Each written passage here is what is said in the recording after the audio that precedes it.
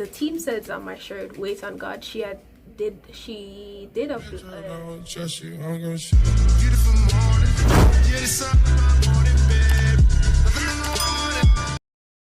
it's your girl Shantana Redman. Welcome back to my channel. In today's video I will be doing a question and answer session. Before I get started, let's appreciate my shirt that I purchased from Day Empowers. I will be leaving her name in the description box where you can head over to our Instagram page and also purchase yours. There's a wide variety of colors and the size that I'm currently wearing is small. The team says wait on God. Wait on God.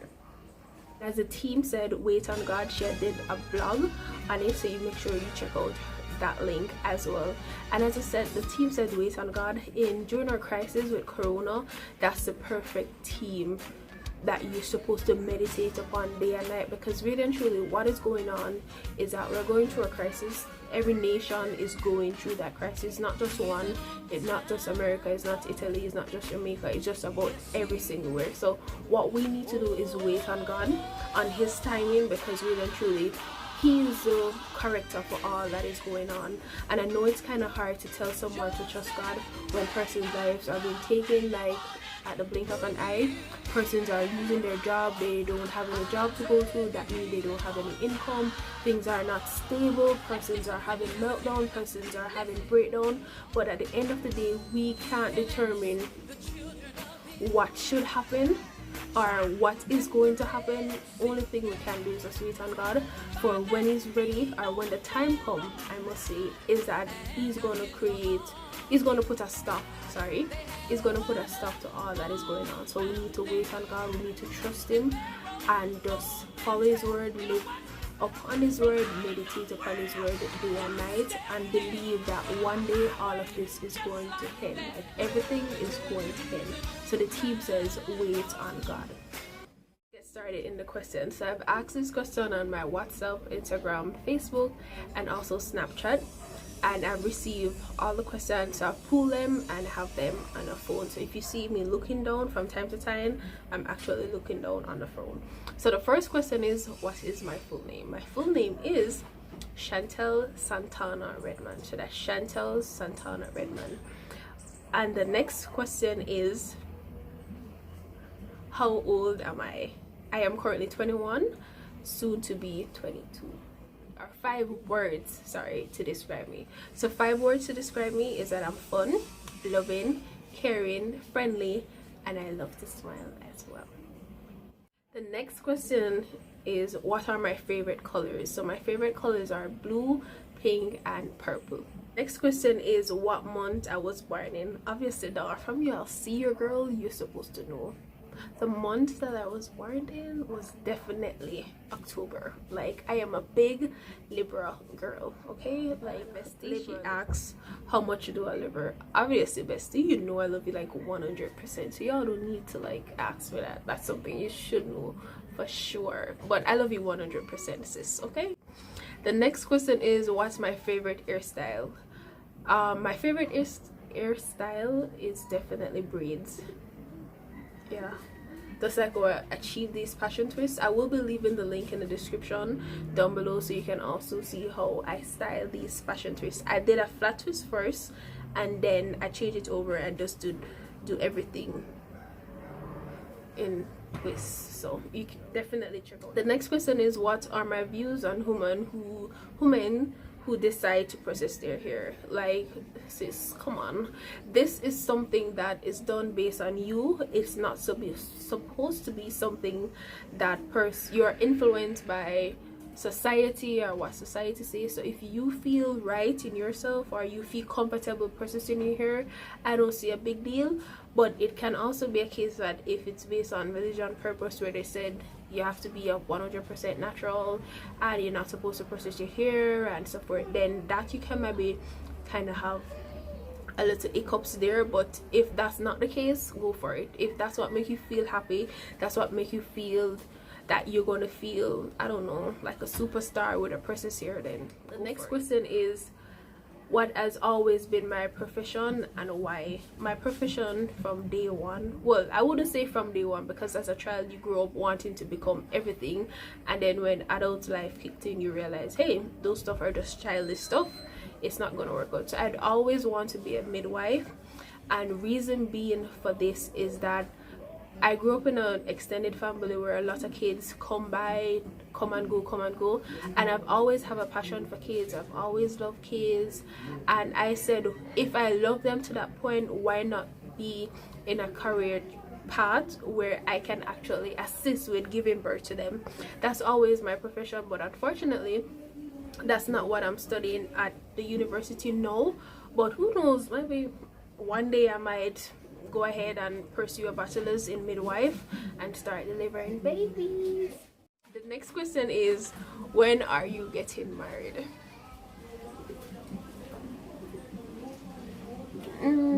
I don't know. Currently I don't have any rings on my finger.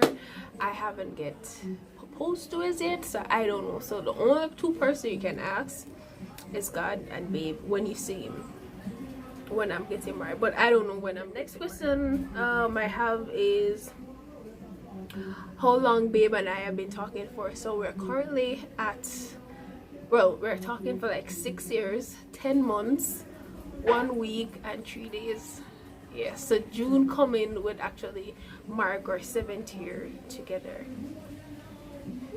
Yay! Why you and Alex haven't tied a knot as yet? As I said, I don't know, because I don't determine when we are going to get married.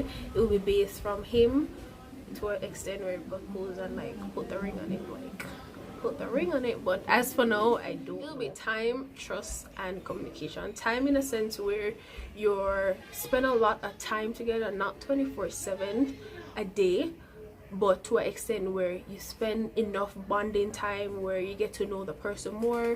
Because truth and in fact that talking to someone over the phone isn't enough.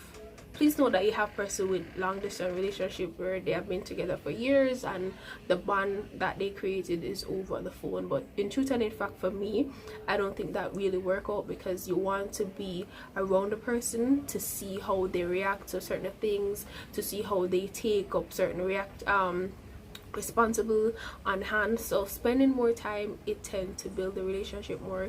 You tend to know the person inside out, and in truth and in fact, you can't know a person 100%, but at least you know where you stand in the relationship. Trust is the next thing as well, is that once you're in a relationship, you must be able to trust your partner. As we all know, stuff can happen along the way, but your aim is to make it to be 100%. So if it's a case where he or she said, hey, I'm going out with my friends, you must be able to trust her enough or him enough to say, hey, she just going out with her friends. But one of the key motto for that part when it comes down to trust is that wherever you go, wherever I go, or wherever Leon go, is that we must not let each other look bad. So if he's going out with his friend, I am going out with my friends, I'm not supposed, or none of us actually supposed to be in a position that person's gonna look and say, oh wow, look how Shantana disrespect him or Emma disrespect me. No, it's supposed to be done on a moderate situation. So if you're going to have drink with a friend, you do so and come back. But I'm not supposed to feel insecure to an extent where I'm saying, oh man, we've gone out with some girl, or I'm feel insecure that I might go and party with someone or something of the sort. But you have to trust and communication.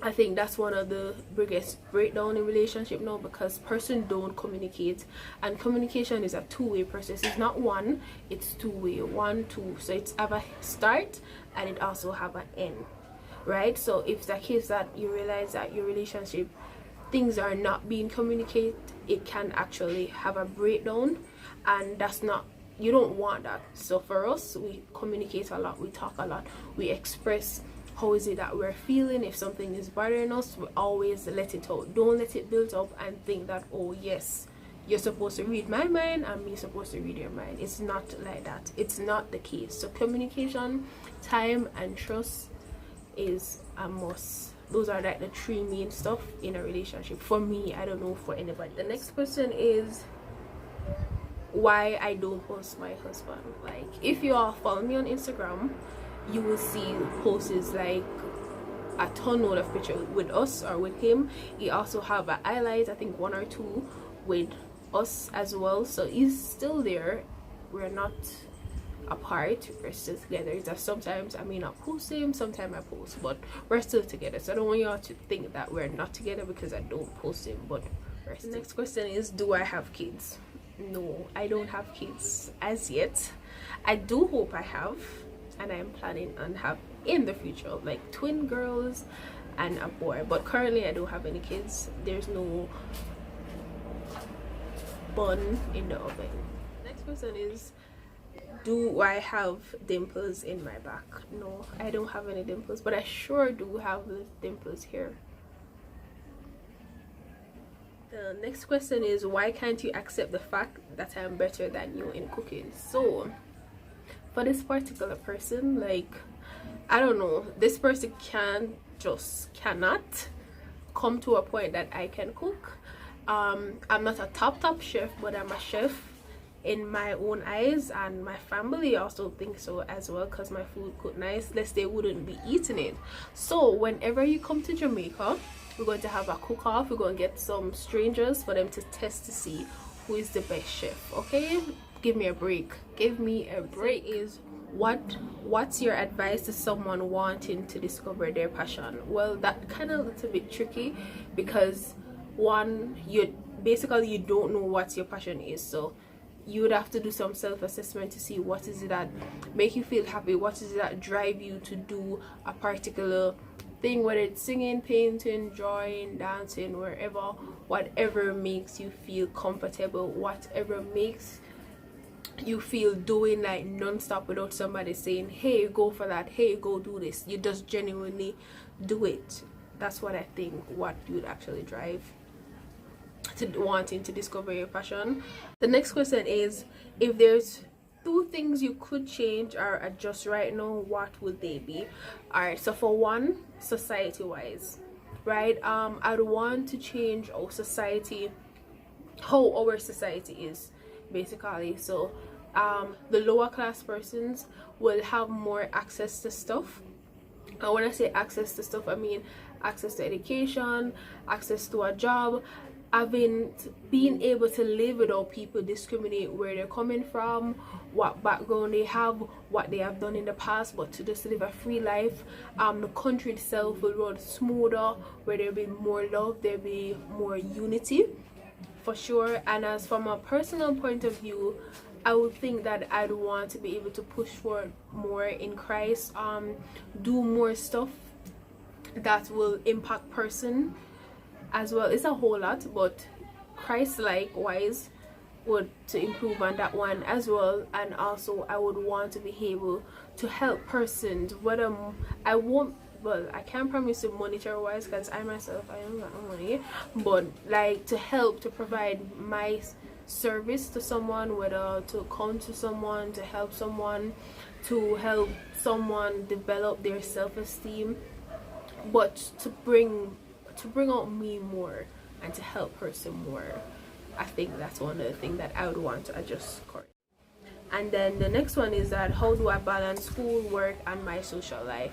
To be honest, for that one, it's not really hard, because back then, while growing up, I never really had the opportunity to go out and go party and all of them nice stuff there. So it kind of like some extent grow within me now that the routine remains the same over and over: work, school, church, do little shopping here and there, and once in a while I go out. So there's not really much of a burden.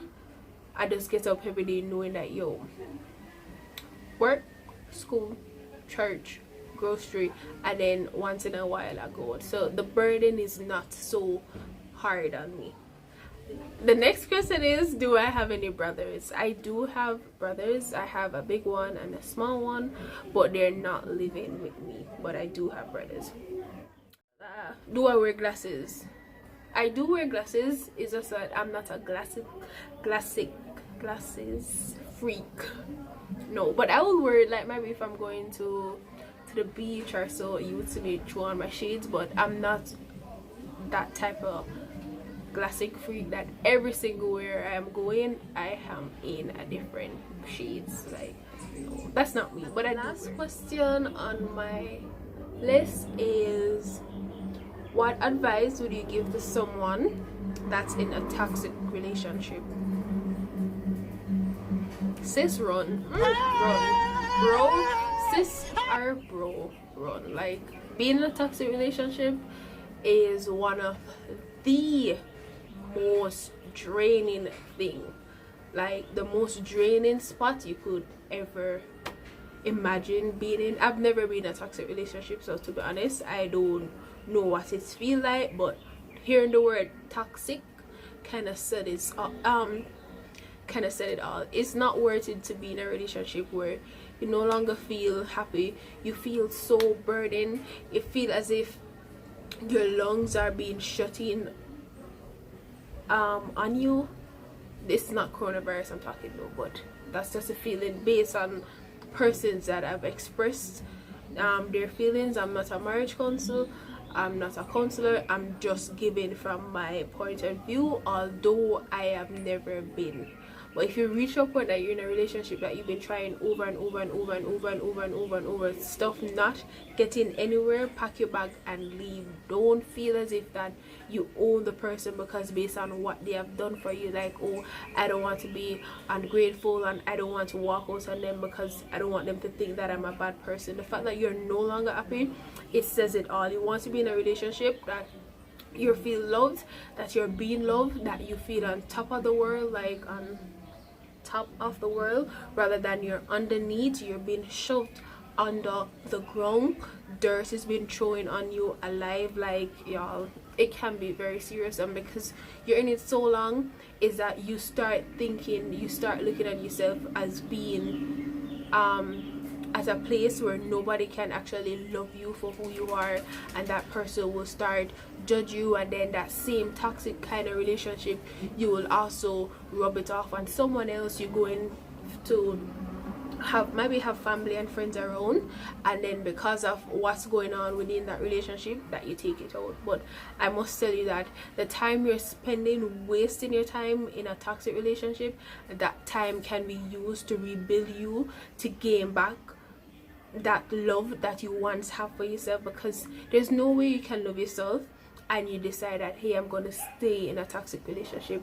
That means you have no love for yourself, and that you don't have no form of feeling for yourself, and it should not be that case. But according to John 15 verse 12, it said, my commandment is this, love each other as I have loved you. And if you realize that you're in a relationship and the love that you're receiving is not Christ-like, it's time to go.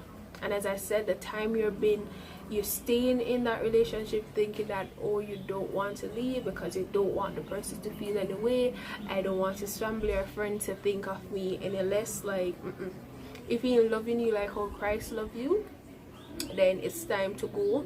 It's time to pack up your things and go. Take that time to build you, take that time to find back you, to find back your inner soul, because sometimes when you're in these toxic relationships, it's as if you find yourself behind bars, being unable to go to express how you feel because you don't want to be judged. Take that time and build you. The time you're wasting on someone else, someone out there would really appreciate your time, and trust me, they would make use of you in somebody's that's gonna actually cook you. That's it for my question and answer segment. If there's anything that you need to know, you can always feel free to leave in a comment and I will get back to you. Whether you want to ask privately, you can follow me on Instagram, you can follow me on Snap, you can also follow me on Facebook. And if there's anything that you maybe want to talk about, I'm here for you as well. Please note that I am not a marriage counselor, I am not a counselor in general. These are stuff that I have observed and these are my opinions, so I don't want anyone to quote me and say, oh, Chantel said, but these are my opinion, and everyone is free to express how they feel. So thank you guys for watching. Make sure you like, comment and subscribe to my video, and comment as well, and make sure you all stick around to see more exciting video. And if there's any video suggestion that you'd want me to do on my channel, feel free to leave a comment and let me know. And don't forget also to purchase your shirt wait on God, as the team said, wait on God. Don't forget to purchase your shirt. Thank you guys for watching. Thank you.